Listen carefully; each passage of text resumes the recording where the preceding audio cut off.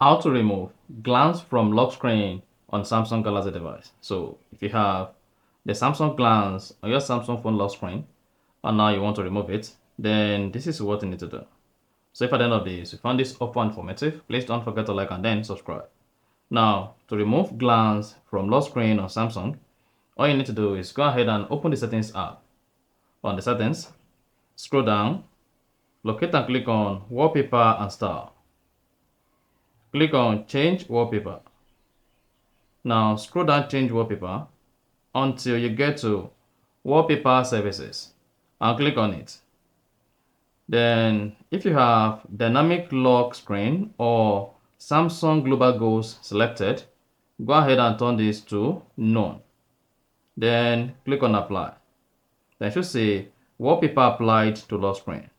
Now when next you connect your Samsung phone to the charger, the Samsung glance is going to be removed.